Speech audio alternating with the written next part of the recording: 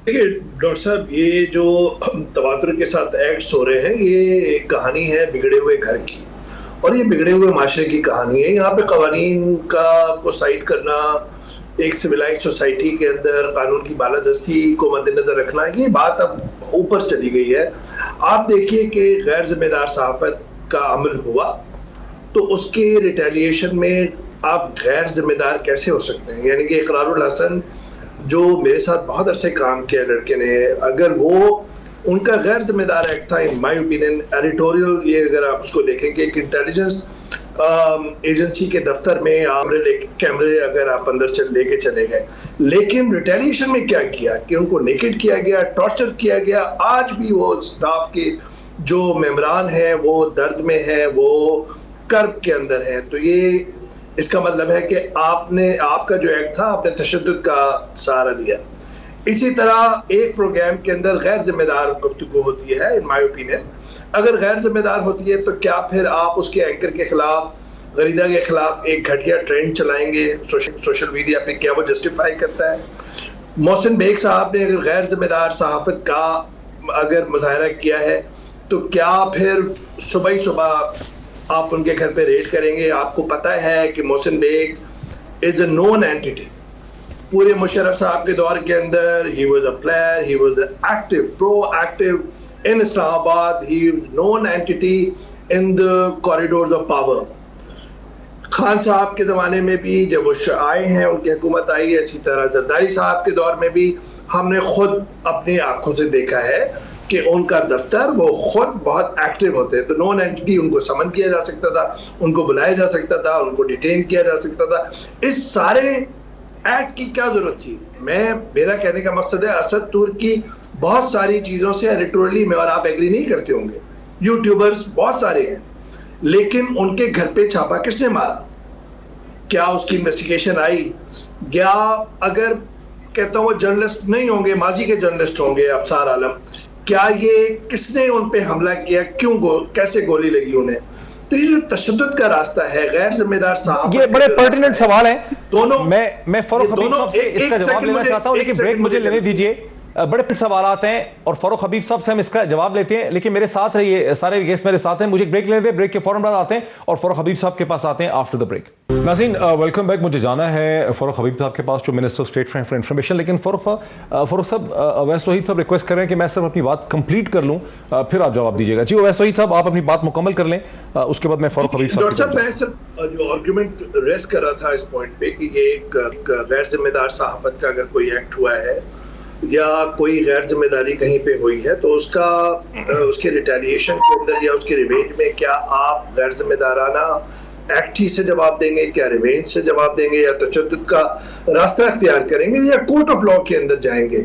मैं ये समझता हूँ कि ये तवातुर के साथ जो अब हो रहे वाकयात, वो एक ऐसे माशरे की कहानी है जहाँ पे अदम बर्दाश्त है, जहाँ पर रिलीजियस एक्सट्रीमिज्म है, और उसके अंदर गैर जिम्मेदार सहाफत के जो एक्ट्स हो रहे हैं, उसके जवाब में तशद्दुद को जस्टिफाई नहीं कर सकते। और मैं आपको ये बता रहा हूँ, आप यकीन कीजिए कि इन सारे एक्ट से एक चीज़ रिफ्लेक्ट होती है कि आप विजिलेंटा जो एक्ट्स है, उसको कहीं ना कहीं परवान चढ़ा रहे हैं। जिस तरह लिंचिंग हुई है सियालकोट के अंदर, जिस तरह मियां चुन्नू के अंदर लिंचिंग हुई है, ठीक है, जो ताकतवर है वो अपना तौर पे ज्यादा ताकत के साथ कर ले और कानून की बालादस्ती ना हो। तो मैं समझता हूं कि हर क्वार्टर से, हर तरफ से, हर शोबे से कहीं ना कहीं गैर जिम्मेदारी का सबूत दिया जा रहा है, लेकिन उसका जिम्मेदार इदारे, रियासत या हुकूमतें इस तरह जवाब नहीं देती। अच्छा अवैस तौहीद साहब, चूंकि आपका ताल्लुक मीडिया से है, आप दुनिया की बड़ी क्रेडिबल ऑर्गेनाइजेशंस में काम कर चुके हैं, बीबीसी के साथ काम कर चुके हैं, आप एजेंसी फ्रांस के साथ काम कर चुके हैं, क्रिश्चियन साइंस मॉनिटर से काम कर चुके हैं, वॉल स्ट्रीट चैनल के लिए आप लिख चुके हैं, द टाइम एंड गार्डियन के साथ। ये जिन जगहों पर आप काम कर चुके हैं, वहाँ जो जर्नलिस्ट हैं उनके ऊपर बड़ी सख्त पकड़ है। वो लोगों के ऊपर सेक्सुअल इनवेंडोज, घटिया किस्म के इल्ज़ामात प्रिंट के अंदर या रिटन में नहीं लगा सकते, ना सोशल मीडिया पे लगा सकते हैं। पाकिस्तान में एक मादर पिदर आज़ादी है, आप किसी के बारे में कुछ भी कह दें, कोई कानून में गिरफ्त नहीं है, कोई डिटरेंस नहीं है। अदालतें यूजली डिफेंडेंट के लिए बड़ी सिंपैथेटिक हैं। आपने 2-3 लोगों के नाम लिए, वो सब बड़ी अजीब अजीब हरकतें कर रहे हैं, जिनको आपने कहा कि जी उनके खिलाफ करना चाहिए। अब यहाँ पर क्लियरली हमें नजर आता है कि यहाँ पर भी इन्फ्लुएंस पेडलिंग हो गई है। एक हुकूमती इदारा जो है उसके ऊपर शायद प्रेशर आया है कि सबक सिखाओ, पिटाई कर दो, ठीक है, लेकिन आम आदमी भी यही करना चाह रहा है। क्या इसका हल क्या है? आखिर टेलीविजन चैनल क्यों नहीं समझाते अपने लोगों को? क्यों इंग्लैंड से क्यों डरते हैं, यहां से क्यों नहीं डरते? कोड ऑफ कंडक्ट होना चाहिए, ज़ाब्ते अखलाक होना चाहिए, और लेकिन वो सिर्फ इंफॉर्मेशन मिनिस्ट्री की मर्जी मंशा से नहीं होने चाहिए, वो कंसल्टेशन के जरिए होना चाहिए। जिस तरह फारूक हबीब साहब ने उस मामले को हैंडल करने की कोशिश की जो ख़राब हो रहा था, पाकिस्तान मीडिया जिसे हम कंट्रोल अथॉरिटी कह रहे थे, ये डेवलपमेंट अथॉरिटी कह रहे थे। मुख्तसर मैं बात करूंगा, देखिए अगर आप लॉ की बात करें तो लॉ में तो एडिशनल सेशन जज ने कहा है कि बगैर सर्च वारंट के मोहसिन बेग साहब के घर पे ये रेड जो है गैर कानूनी था। मैं उस पर भी नहीं जा रहा, कानूनी और गैर कानूनी को भी आप छोड़ दें, जिम्मेदार और गैर जिम्मेदार की बात करें। आपके अगर आर्गुमेंट पे जाऊं मैं डॉक्टर साहब, जो आप कह रहे थे कि कन्विक्शन रेट नहीं है, चूंकि एक्शन नहीं लिया जाता, तो फिर क्या करें? फिर वो लोग कानून को हाथ में लेते हैं। अगर इस आर्गुमेंट के साथ मैं और आप जाएं तो फिर सिविलाइज सोसाइटी कहाँ पे होगी? विजिलेंटिज्म होगी।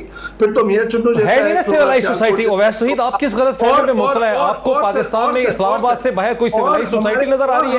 और हमारे ओवैस तौहीद सच क्यों नहीं बोल रहे? आपको इस्लामाबाद खप्पर से बाहर पाकिस्तान के तूर और अर्ज में कोई सिविलाइज सोसाइटी नजर आ रही है? बात से बाहर बड़ी सिविलाइज सोसाइटी है, जर्नलिज्म का हो या इदारों का हो, ये खत्म होना चाहिए, वरना इस सिविलाइज सोसाइटी जो है वो नहीं बन सकेगी। अवैस साहब, अभी चंद दिन पहले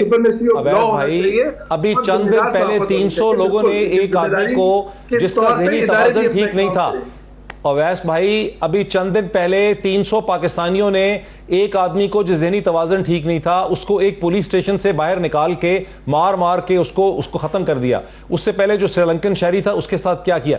ये कोई सिविलाइज सोसाइटी की चीज़ें नहीं है। यहाँ कानून में कोई डिटरेंस नहीं है। मैं ये आपसे सवाल पूछ रहा हूँ, आप बार बार कह रहे हैं कि नहीं कानून में जाना चाहिए, अदालत में जाना चाहिए। मैं आपसे नहीं, आप तो मैं ये कह रहा हूँ कि अगर अदालतों के अंदर कन्विक्शन रेट नहीं है तो क्या फेक इनकाउंटर्स को भी जायज हम मान लें? क्या हम इस किसी भी एक्ट को मान लें? तशद्दुद के जो भी इदारे कर रहे हैं या जो भी एक्ट्स हो रहे हैं उनको हम तस्लीम कर लें कि जी कन्विक्शन रेट नहीं है?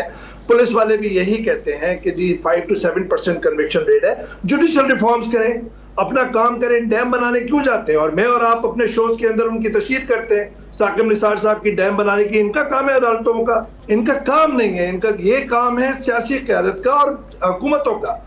जहां पे नहीं हो रहा वहां पे उल्टा अगर घर बसाएंगे, उल्टी बुनियादें डालेंगे तो उसके नतीजे भी उल्टे निकलेंगे और हम इस गैर जिम्मेदार एक्ट जो हैं उनका सामना करेंगे। आप यकीन कीजिए, इतने अफसोस के साथ कहना पड़ रहा है, बहुत सारे गैर जिम्मेदाराना सहाफत के एक्ट्स हुए हैं, लेकिन उसके साथ साथ तशद्दुद का जो रास्ता अपनाया गया है रियासती इदारों की जानिब से, हुकूमती इदारों की जानिब से। अच्छा, वक्त हमारा खत्म हो गया।